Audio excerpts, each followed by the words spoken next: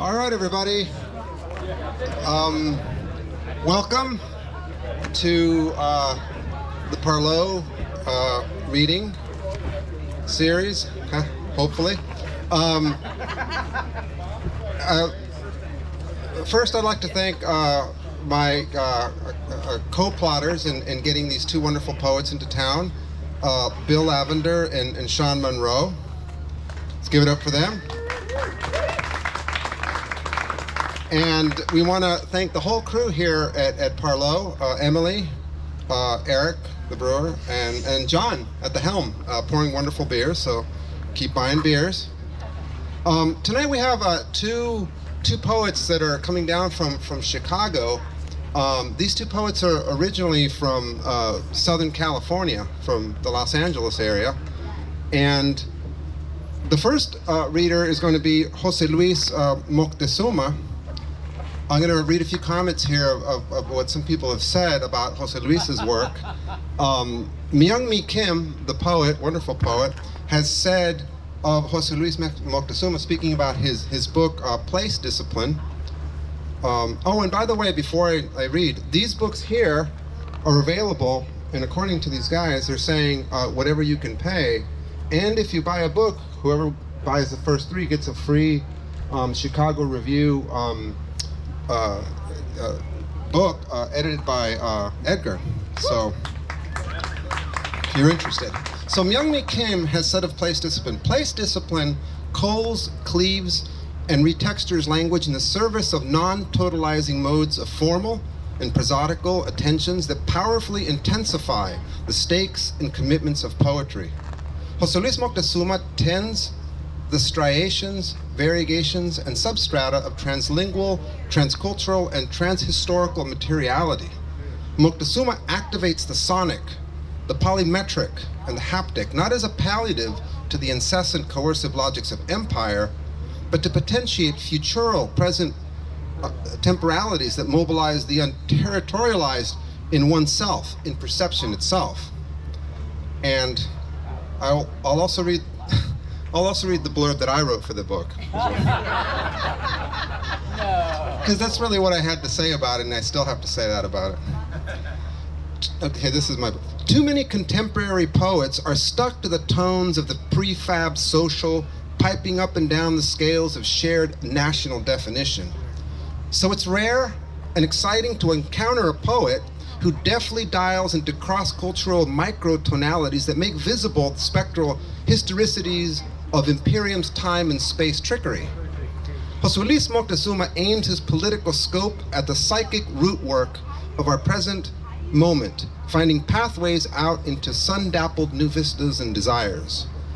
The hard-won futurism implicit there bespeaks of a new cartography where syncretism has become autochthony. Strange to even utter it, but Place Discipline is the latest mutation of the Whitman-Marti-Césaire complex, and the democratic entanglements are still us. Okay, so Jose Luis Moctezuma is a Chicano poet, professor, essayist, and researcher. His poetry and criticism have been published in Modernism, Modernity, Jacket 2, Chicago Review, and elsewhere. His chapbook, Spring Tlaloc Seance, was published by Projective Industries in 2016. His first full-length book of poems, Place Discipline, was published by Omnidawn in 2018. Place Discipline was the winner of the 2017 Omnidawn First Book Prize. He holds a Ph.D. in English at the University of Chicago, and he lives and teaches in Chicago. Welcome, please welcome Jose Luis Moctezuma.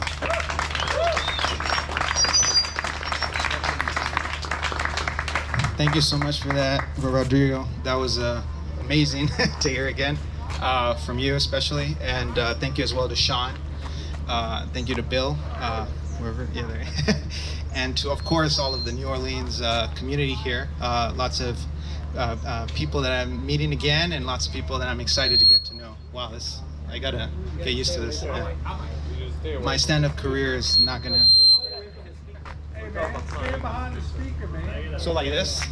Yeah. Okay, you got the science better. All right.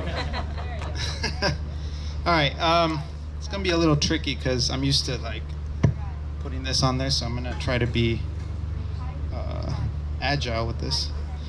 Okay, so I'm gonna read, actually, you know what? I'm gonna read this new piece that I wrote last week. And it's kind of like it's like an opening canto kind of piece for a series of poems I've been working on. I'm just calling it a box canto, so let's see how it works.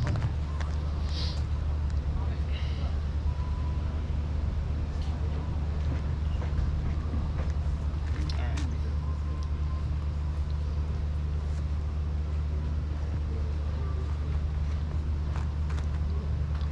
Inside the mind, a box. And inside the box, a word. And inside the word, several letters.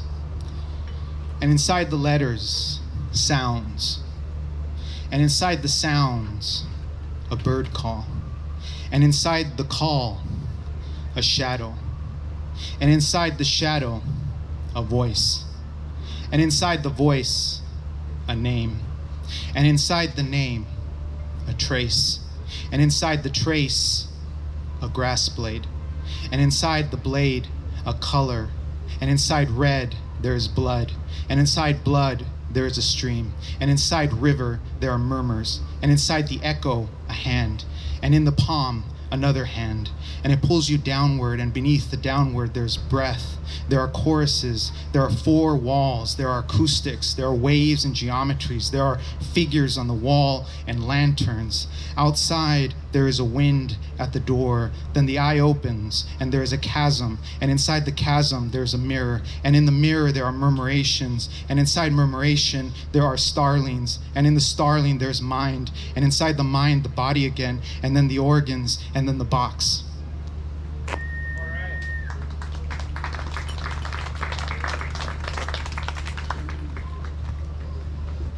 So I'll come back to that series at the end, since it's newer stuff. There's a semi-new poem called Red Cedar Distances. I'm going to read this anecdote from a text that actually Edgar, my good friend here and co-reader, introduced me to by George Hunt. I desired to learn the ways of a shaman. So here is the epigraph. Quote, "We came to the foot of a hill, and there I saw a cave. Then Great Mountain went down into it, for a ladder was standing in it. I was next to him. La Elpila was last. As soon as I went down, I heard something like the rushing sound of a river. Now I came to the stone floor of the inside, and it was like a house which was dark. Then I was taken hold of by Hadajo, and he made me sit down where hemlock branches were. For a long time, none of the shamans spoke." End quote. Inside the metaphysic cave, where darkness feeds on us and magic lanterns speak of platonic entrapments, which catch you and fling you into horrendous suns blinded by logocentrism. Figures carved in sound and rivered in foul speech rush by, erase the edgework of our craft, blur our knowledged faces into fine dust, and our lovelinesses melt away in the unsounded depth. Masteries, Galatian or otherwise, purged and consumed like flesh in the wake of evening alliances, fall away in thrush fire. They aren't statues nor totems, those eye lines which invert our galleries and shine on the pathways of shared breath. Across chance horizons drawn upward to a sudden burst of hemlock and its neighboring silence of enraptured owls. Those who bridge the ceiling cloud to its ground. They paint the stars electrical and weave strings on the arc of Lyra. Nor is the unkindness of ravens a construct of decomposed systems, a myth disassembled into signage or psychology. The weight defies you and holds your irises up as a bell on gold chain does specks of ravished pollen in disordered light. A disappearance of calloused hands into card deck, carpet into figure, clock face into grief. Of Heinz gods into refrigerator repairmen, The dinosaur disappears into a hiss of black swans, and the magpie hibernates in the skin of a journalist who wagers that the next election will end in failure. A failure of the state, but not the failure of the body, whose taxidermy might save us from embarrassment in the museums of an alien anthropology. I once ate of human form, and this person I was in the days of metaphysical folly, outside the body while in the body was a brown bear, in love with the ways of bipedal life, and in love with industries of thoughtful meat, secretly in love with headless organisms who channeled their rage through E. coli and protozoa, colonial life forms, bacterial gated communities, a loveliness of thread sun stitched into fabric as sunspots are stitched into baked skin, to be beast enough to read scripts on such luminous surface. The white crest of a wave collapsed on whale hump, evaporated in a swoon of plankton. The fibers of wood when I lick its honeyed lacquer in a fever of diabetic discomposure. The bees who puncture my wool and waltz me toward slow death in the warm, red-dotted pores that suck in their fuzzy incandescent siren. The eidolon that rings in the eagle's lensed Rome, which eats of the image before it eats of the torn viscera of a dormouse. Like these, I am dispassionate, indifferent as a god is in the cud of regurgitated oilseed and roughage in the mouth of Kadmarhenu. And my brain runs wild in the aftergrowth of jungle fire, cannibalizing the remains of my brown kindred in the stomachs of white language, whose digestion puppets shapes in the crude form of men grown mad from colonial ennui. Northern bison gesticulate while I hunt the ways of magic on the periphery of their lettered vision. Their tracks glow in a fire whose intention lies behind intention itself. What is called communitas, the instinct for reason's inordinate unreason, in a chaos of kinship within dietary regimes, revolutionary cannibalism, or sacral cannibalism, or cultural cannibalism, or vulgar cannibalism, or bourgeois cannibalism, the fulfillment of a wish image and its consumption of parts to a missing whole, the parts of a butchered hog, parts of a Rolex wristwatch, parts of a case file titled The Blue Rose of Novalis, parts of a magnolia quartered in pistil, stamen, calyx, and corolla, parts of speech in Caliban's mastery, of Egyptian curses, or his Creole eye long on the throat of delectable Dutchmen, whose language he'll feast on under Baroque altars rendered holy by metamorphosis of blood into wine, Tonantzin into Guadalupe, corn gods into Monsanto, conquest into cuisine and tourism. I tried to live among the red ants, but they kicked me out, unclean as I was, awash in the cultures of the indeterminate. I wasn't a good worker. I was not ride or die. I wasn't scribbling epistles, and I did not beautify the names of things with Latin umbrage. I mixed the measurements.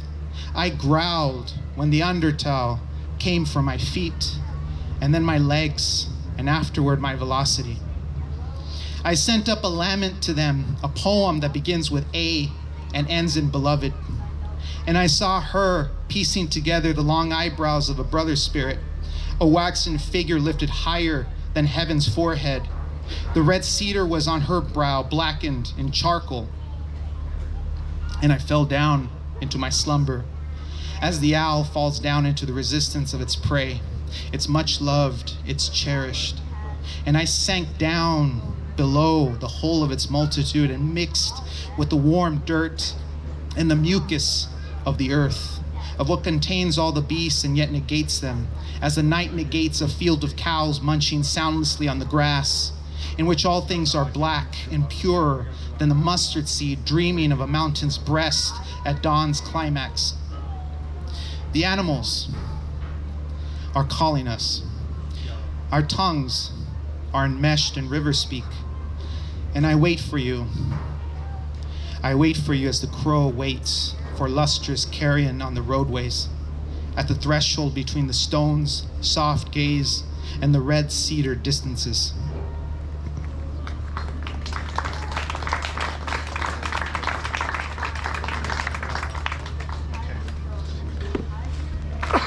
All right, here's a love song. Sort of, I don't know what it is, but that's what I call it.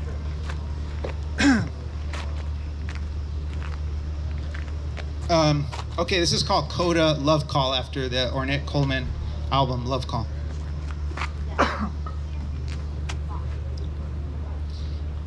That love has its own paralysis. When we face the wall beyond charmed sleep. I remember in the valley of Coyotes once, the anxiety of waiting for a tide to break. In a cafe where they served cortados the size of lattes. When I wore the mask, you called my true face, and still am, in the rupture, in love or out. To which world are we called? This silver globe, this one, you are in, with you and again. Missing the color coral when I glimpse salmon wading in those rivers deepened by your coppery sun-kissed eyes. To see things, for example, as you see them. Recalling what we were before we were. I'm sorry, can I get some water here? Is there like, yeah, thank you. That's one thing I forgot to bring. I'm not getting choked up.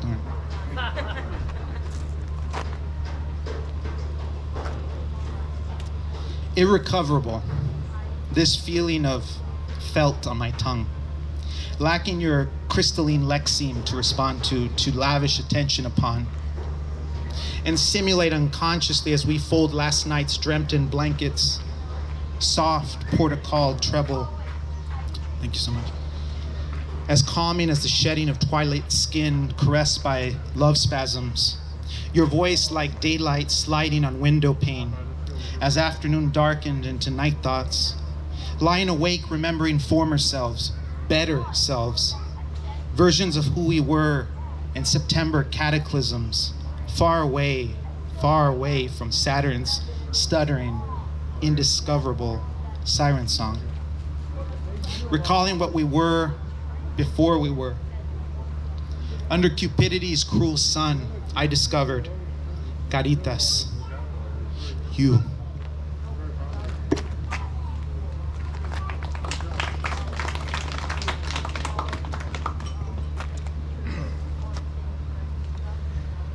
Okay, this one is called Terra en Trance, which is the name of a Brazilian film by Glauber Rocha. Pretty crazy movie. So this poem is equally, hopefully, kind of chaotic.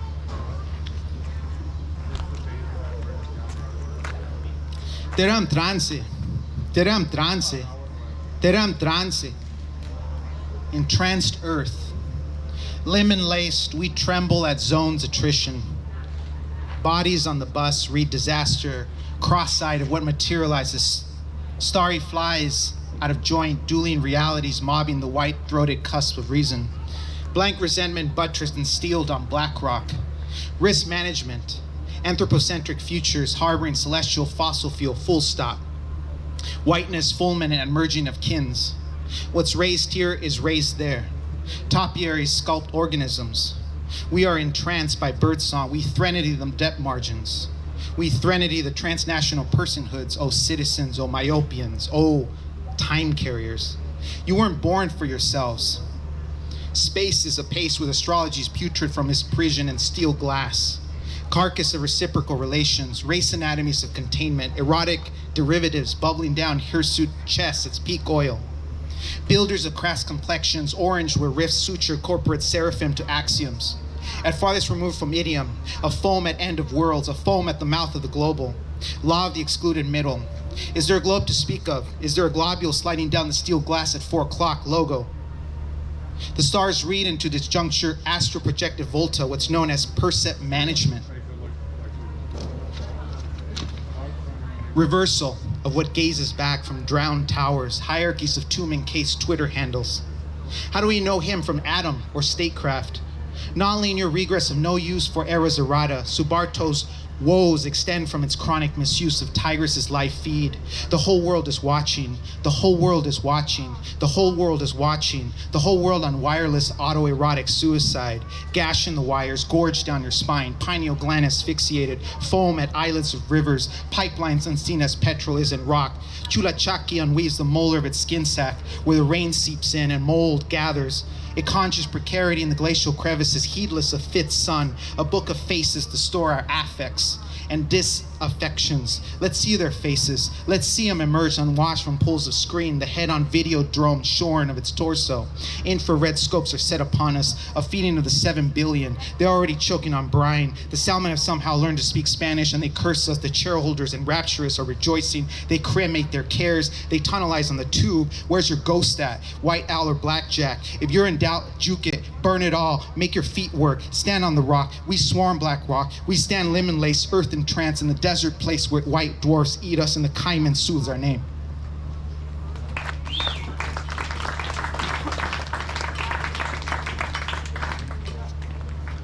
All right, let's slow it down, I guess. They got a little too Wu-Tang right there, sorry. Formidable influence, by the way. After surviving the discontents of a meadow, unsown by winter's sterile logic, which in Beijing and in Papua New Guinea and in Johannesburg had yet been unheard of, the Jesuit and the harpsichordist, who spoke Aboriginal in a cleft tongue, wondered at it all. Their gazes swept along shadows, tracing a river run of broken margins.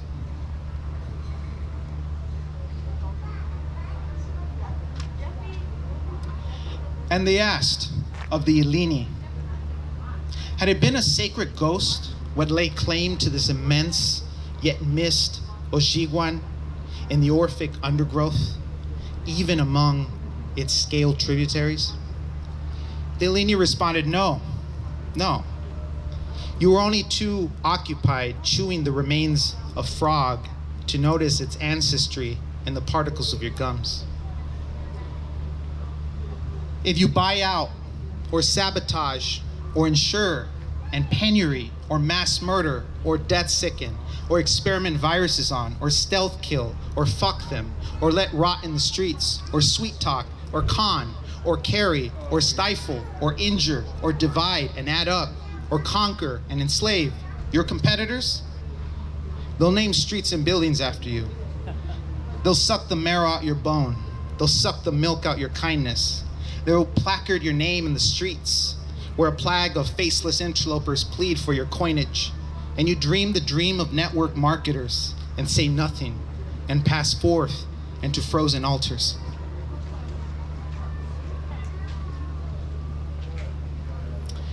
Fauna, who were human before humans were humans.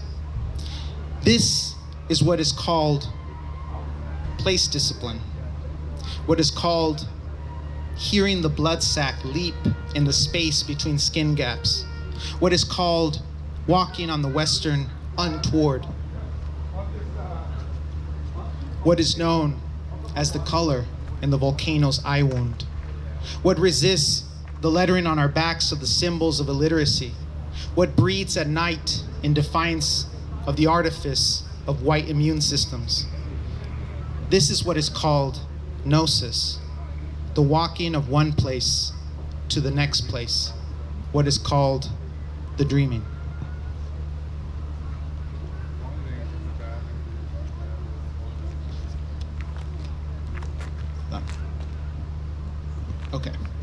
Okay, so this is a poem about Milwaukee, Omniwaking.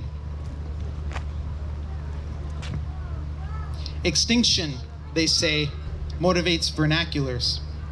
Eration like the rooting of bipeds and speech acts. Univocal the remonstrances situate our vitals. This is gathering. This is the gathering. Gather you round us. You gather us. The we envoltif us. The transversal. Unto a metric of contagious witnessing we require. That our patrons know whence we emerge. Indefinable like water at the rim blurry, overt. In the shade, deer says, "This is the summit of cultures."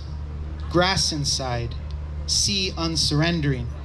Shaman says, "I see Isis, crafting Ojibwe from afterimage. Green resin from the three fires." Rasa lives on in the organs they vehicle and sing out of.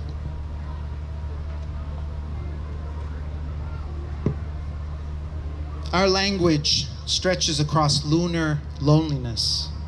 Reflections in the glass pool tilt menominee toward interface and origin. Craft of some peculiarity, indefinable as the graze of mosquito on elk hair in October prism, or rice fields wild and contiguous wind, the Turnvater of the German Athens, still unreckoning of the minute curse or scar tissue, what health disregards in algae's blooming fire, the slow death of mitochondria encased in lung. But you gather our continuity in blood's maple wood, these songsters caught up in their own voicings, a few miles out, a few kilos in, the multiple we are, browned by concords we hardly formulate, the districts innumerable and emblazoned and omniwaking.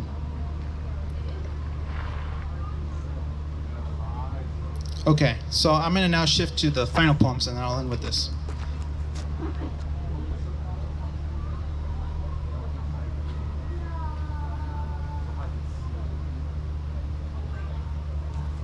So this is a series called Black Box. It's it'll take too long to just, the black box, the idea of a black box. Some of you are probably aware of it.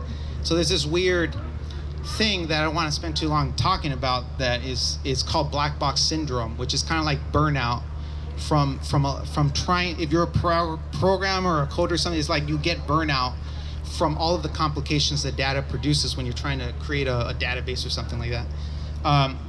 And apparently it's very known if you're an investor or something like that this is the kind of syndrome that occurs to you. So this is black box syndrome.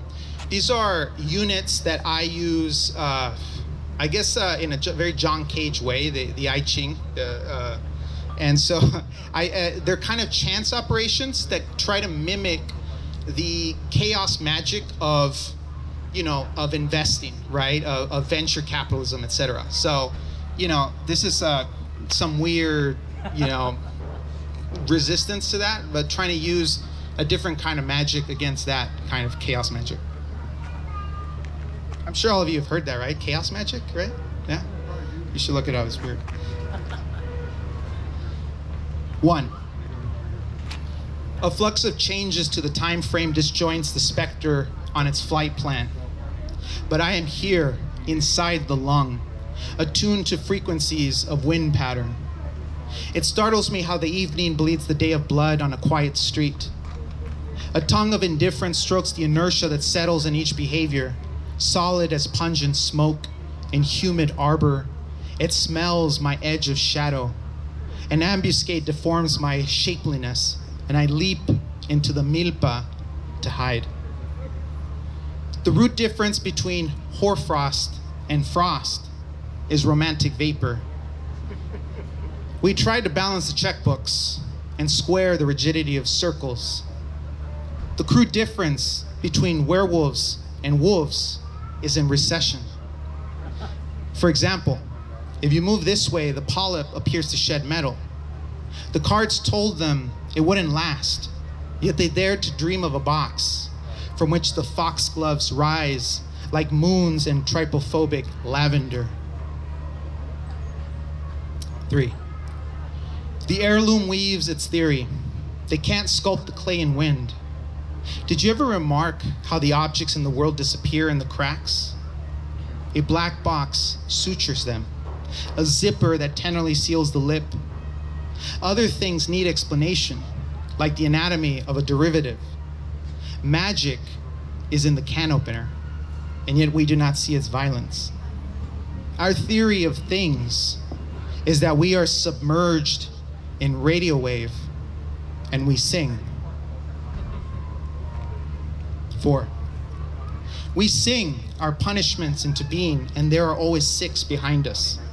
a machine to influence minds, exists only in the mind. That's the trick. How the breath enjams the factitious airs into expression, and suddenly the feels peel away into affects we can touch and dismantle and replace with a stalactite force of absence. There is no world here, only the emptiness of 383 characters. 5. I am waiting in the distant country. She is waiting in a letter. The child is waiting to receive the letter, but a grammar of cages prevents its syntax to formulate an understanding beyond what the body needs in a privation of technologies of self. Clean water, soap, walls, waiting for distant relations to arrive, and paper, and a system for paper. The world is too much with us, too much because it consists in enclosure. Thank you. All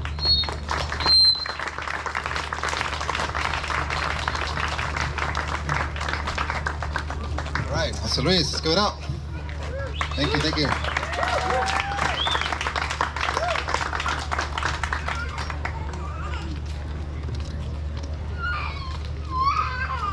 Okay, thank you, Jose Luis. Our next reader is Edgar Garcia, and I'm gonna read you here what Fred Moten has said of Edgar's work. So Fred, good morn or evening, friends. You should feel good right now because Edgar Garcia plays the skins of Columbus inside out, inducing the kind of speech-like movements of leg and hip that can get you swallowed and put away, which ought to make you feel not so good. This book is ravishing and ravaging, and or wants to be, which is troubling, though that is as it should be. Can we dream ourselves inside out of this?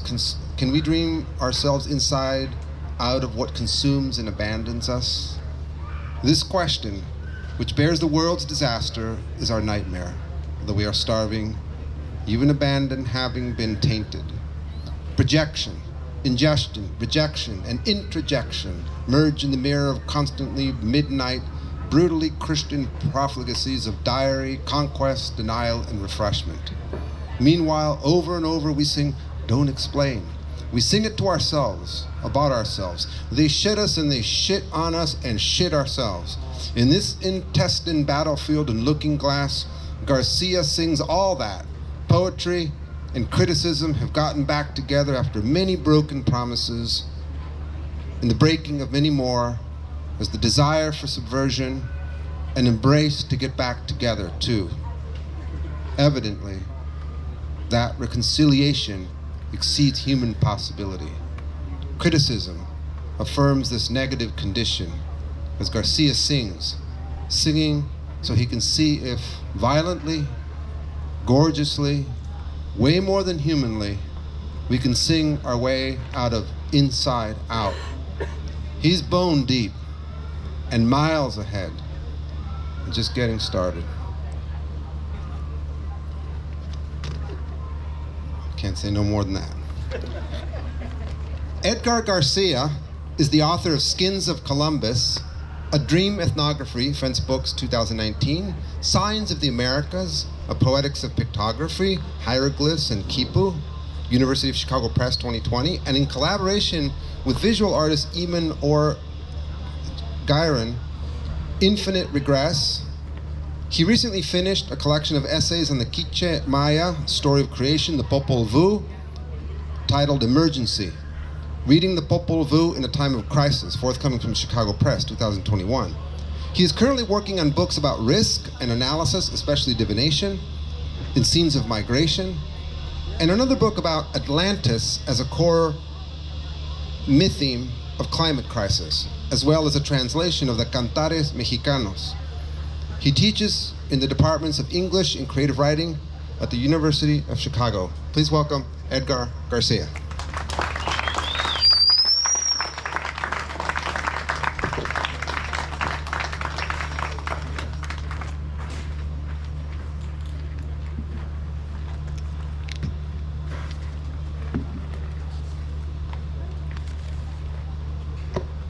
Hi, everybody.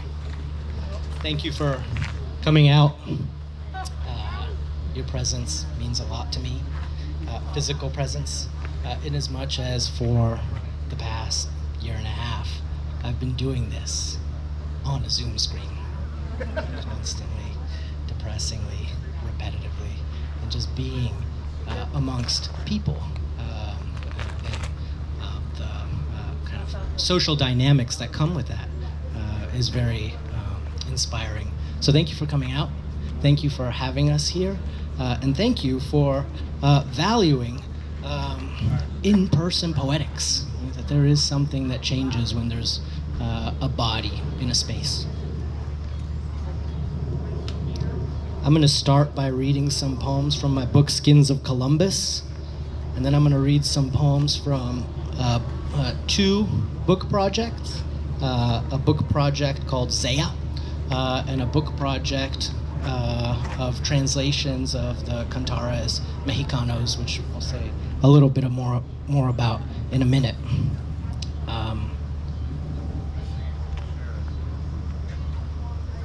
I'm into historical problems. I love the problem of history, and I love what poetry offers, engages with in thinking about the problem of history. So for this book, Skins of Columbus, the problem that I was interested in was what is an archive? Specifically, what is a colonial archive? And what I set out to do, was to think about the dream as a source of colonial knowledge. That is to say, to think about the dream as more than Freudian, more than individual subconscious, right? Like channeling symptoms of pathology or something, and to think more about how are dreams repositories of historical and anthropological information. In plain speak, what that means is that for the 3 months, 3.5 months during which Columbus traveled the coasts of the Americas, I read his journal entries every night before going to bed, thinking intently on the plots, symbols, images, motives, figures, landscapes, to make myself dream in Columbus's world, and to see what of my subconscious reticulated in that colonial mythscape. Notes throughout the night recorded my dreams, and in the mornings and days, I made the poetry, wrote the essays, and composed the visual art that constitute this book.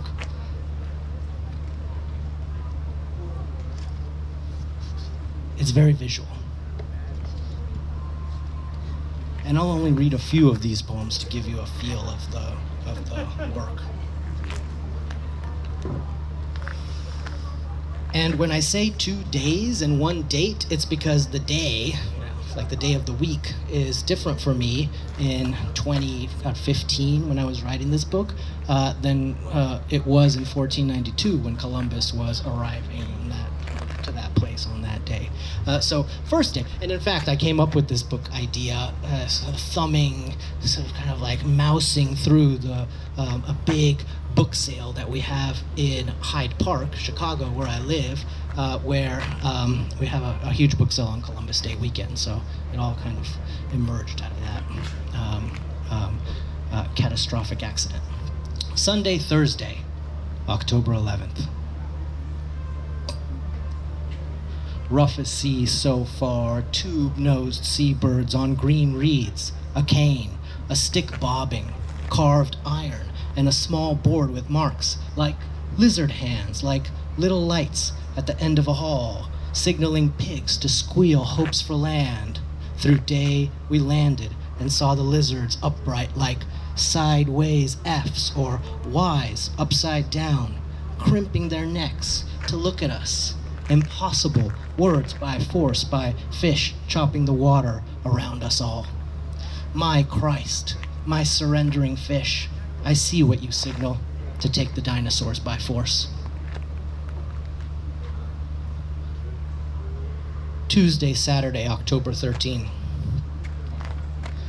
To a broken planet came men, bellies and long hair, carved like spears, all wet, all playing games. They are a pleasure to watch, so flat, so slender, so fast. They split my world in two into a dead body hiding in my skin.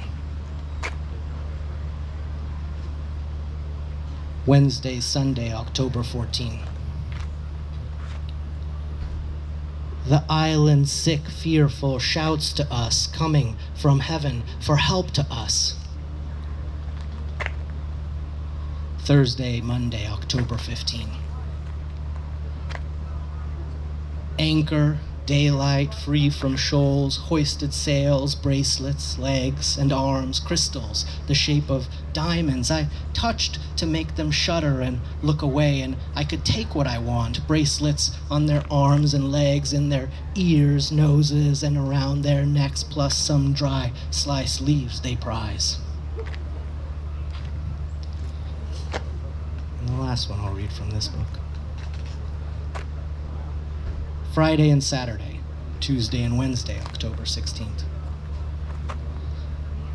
Watching an airplane crash is like what I feel, watching their canoes off the coast subtending, making wobbly half circles inside me, bags of human shit hanging from my lungs. I don't know how to describe it, the explosive fire across the water. Have you ever seen a plane crash? I haven't. But I fear what it feels like seeing all those people dip down.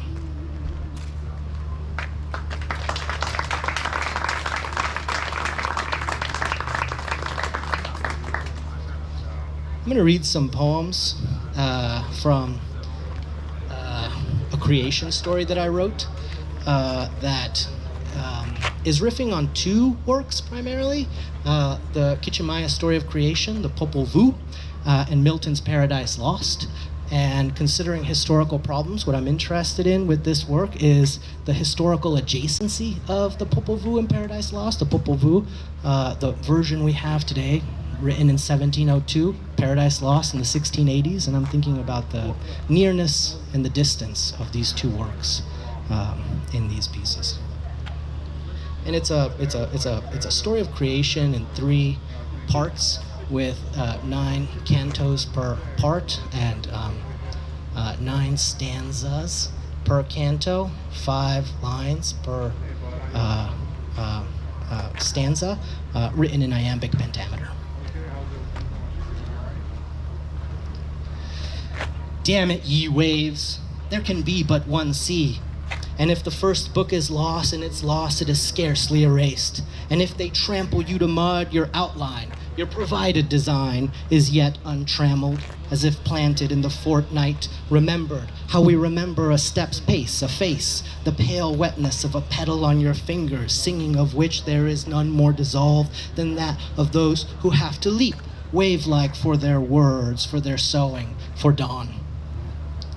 Even those ones that seem to me to be carved wood, hollow men, not men of blood, not men of casting but of counting, not men of telling the lots so much as tallying them, no sacrifice, no mischief. Even those types are happy with after history, rounded in the light of stars and complete in meaning, experiential, let's say. But they somehow do not mingle with inner necessity. Those forms of the summoning sea, whose echoes speak that coarse, rustling, original, so be it. She hears the news from her bedroom. The creaks then walk through the hall, silence, then the kitchen, shades. Somewhere, perhaps someone switches on a light, and the reds and yellows of the fabrics come to life. Some vague song is stuck inside her, we do not know which, but it runs in her mind like a mouse in the dark. Quiet now, briefly, the ceiling is known. It is a square of light, and we are withered, sticks, nothing in the limbs but the flood of blank thoughts, hesitations, honest objection, and worry whether, after all, it might not indeed be some great, unnameable thing might not be there waiting.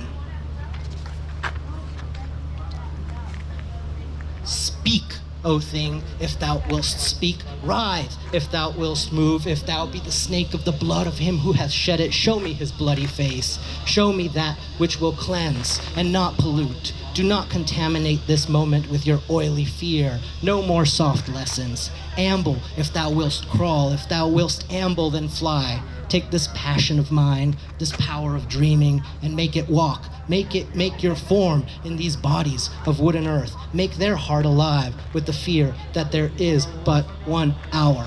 End of canto, beginning of next canto, over and over again, and we are flooded, and we are crushed, and we are blistered, and bit by the bugs, and burnt by the flint, and gouged like resin, and rained upon every night in storms that blind us with flashing electricity, like jaguars crushing skulls with their teeth, or tearing tendons into strips in which maybe you notice the gleam of joy to be in that moment amidst that which you love most, your people, your things. Maybe they even say to you, we will eat you up. We will try you in our mouths and tear you up. Your flesh is paste, and it is time for us to dance and climb and flatten you with our flames, and that's okay. It is their time, and you love these little words more than anything in the world. So you are demolished. You are bent down. You are half dead on the hillside in the highest feelings of life itself. You are ruined and completely ready. And in that way, you appear to yourself to be a kind of monkey. That's right, you become a child of the woods again, framed by the sag of your own heaving limbs, and you swing like hell through the trees to stay in this fire of arrival, and your heart almost flees your chest for fear of missing the dawn. You howl then, like an anxious dog. It is beautiful and makes sense. Like words on a page, like a mistake that won't fall away, and your hand comes under the scrutiny of so much time, toppled and crushed, it shakes and it bends, and then you feel as if you can touch 2 times or 3 faraway times cry out to you, and your thick brow in the vanished air, with your eyes wandering in the warm light, with your thoughts daubed by stars, shining rocks. Speak, O thing, if thou wilt speak. Oops, wrong page.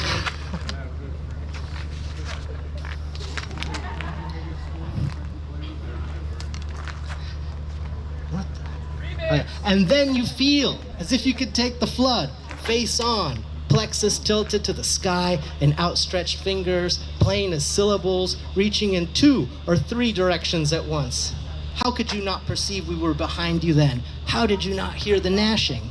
And when our tongues, as hot as coals, snuck under your velvet feet, did you not fidget, skulk and sneak, tighten your toes and clench your teeth? You were like a cloud filled with light then, and you confused the lightning for the dawn.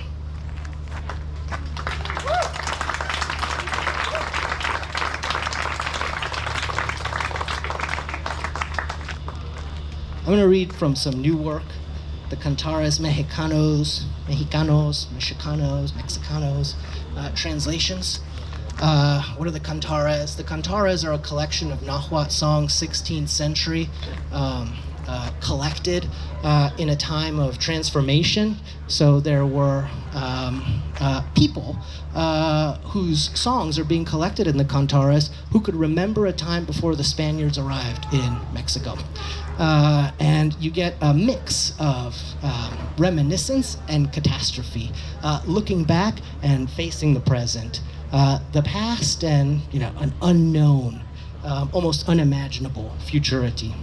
Another interesting thing about the Cantares is even though they're written in Nahuatl, the language of the Mexica, what we call the Aztecs, the songs actually represent the diversity of peoples living in Mesoamerica at this time. So you have Cantares by the Texcocans, the Tlaxcalans, the Amacalmecs, all the groups, the Mixtecs, all the groups that are in Mexico at this time. And what I wanted to do in these translations was to get the music. This is what I feel has been missing from the translations of the Cantares so far. They've been too academic in their translation, too literal, and I'm throwing myself into an attempt to approximate what it would sound like to participate in a Mesoamerican courtly poetry circa 1560s. So think like Thomas Wyatt.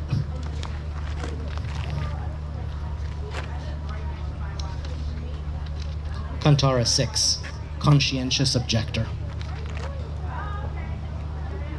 Your magnificence I can barely address in my shallow loneliness. How thin what I might then expect from you is famous Tetlapansequatziquitzin. You were called to this earth a while to live in a child's peace, and then the fashions dressed you up.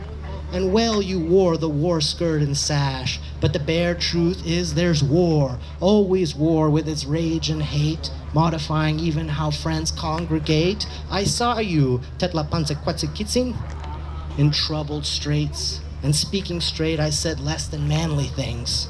To hell with empire and its overgrowth, to hell with the flowers that conurbate, to hell with the south and east, God damn them, that injunct our ease with commands to obtain without cause, to siege, to bring bloody rain on neighbors' walls. You wanted all of that, but not for itself. The problem is, though war we might hate, it's in war we learn whom to celebrate. Ah, hence this, Tetlapansequatziquitzin.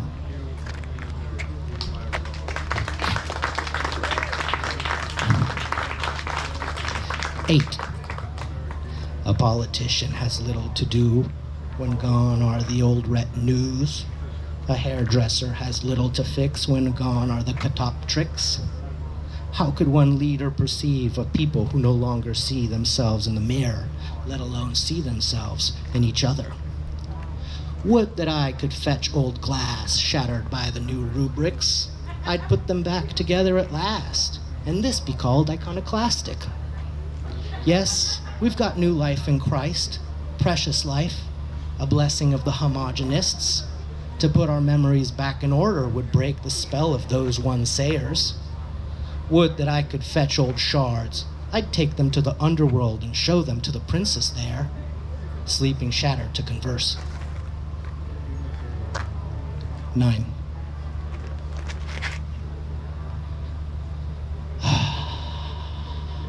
Truest regrets, I'm always upset. Apologies, I'm perpetually surly. I try to help myself, and yet no luck reaches me particularly. I don't necessarily want for riches. I wail and it's ruefully wretched. It's time to die, I worry. I may be then again with old friends, happy, fortunate in their company. Here I hurry to scarcely depend on the cheap will of inane functionaries. I've neither the spirit nor the friends. I wail and it's timidly out of tune. I think it's time to die. Let no one's heart be hurt to hear it. My blues aren't especially unique. I caught a bad wind somewhere in my orbits, and now I'm just another planet oblique.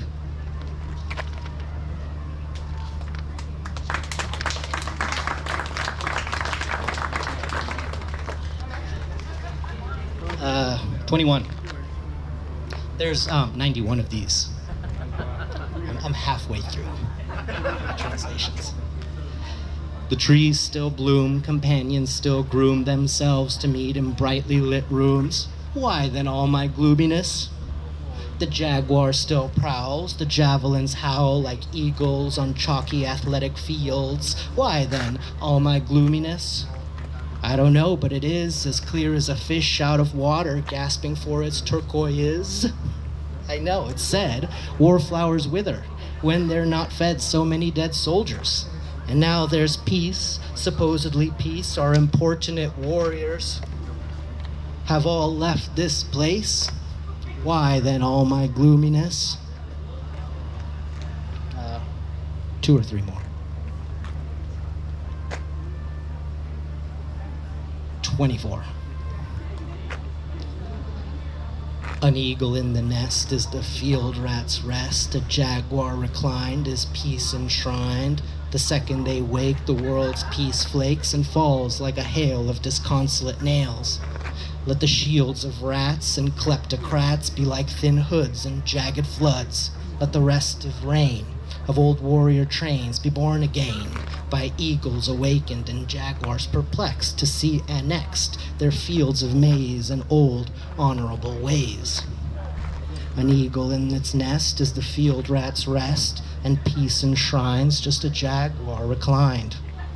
Watch the banners fan, the fleeing chalkans or the amakem, now broken, now hemmed, while the dust of shields shattered in elan covers them from skullcap to heels.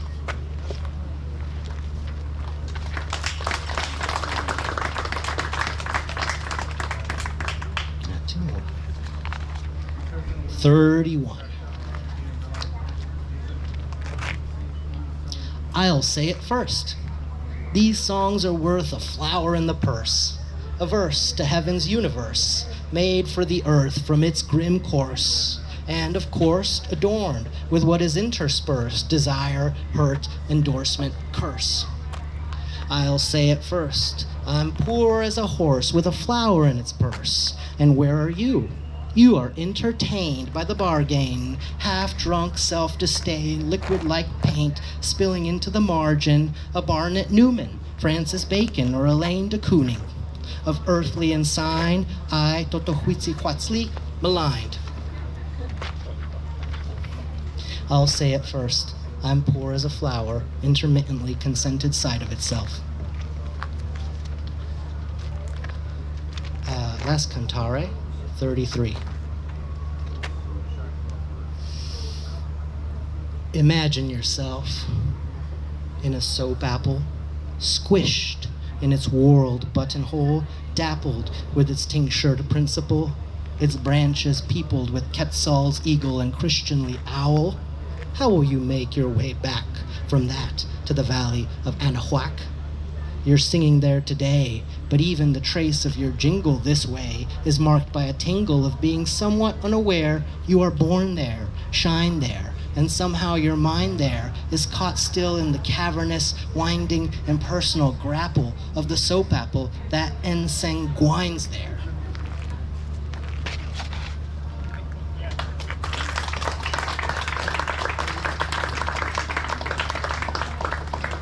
And the last poem that I'm going to read on my phone, sorry, is a poem that will never be published because I wrote it for the yearbook of my daughter's bubble school. So in the past year, we've had to homeschool our daughter, and to do this, we created a bubble with 2 other families, 5 kids. We had a kind of traveling one-room schoolhouse, 5 kids, ages 3 to 7, and it was just a shit show. But one of the parents made a yearbook, really beautiful, and asked me to find a poem that was about kids learning. I don't know. I didn't read the email very carefully. I thought she was asking me to write a poem. So I wrote it, and I sent it, and then she jammed with it. So this is what I wrote, and I'll end with this. The poem is called The Bubble. And when the kids' names at the end come up, of course, these are the 5 kids that were in it.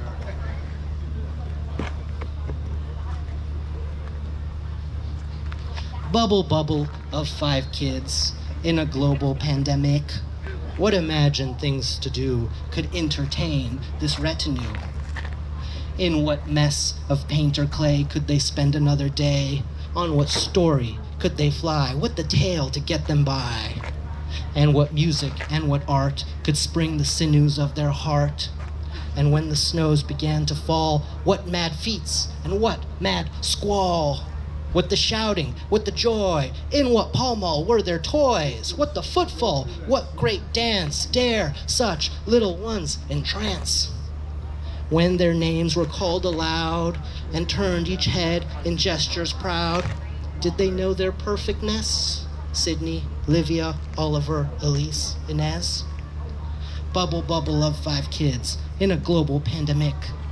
What imagined things to do did not entertain this retinue. Thank you.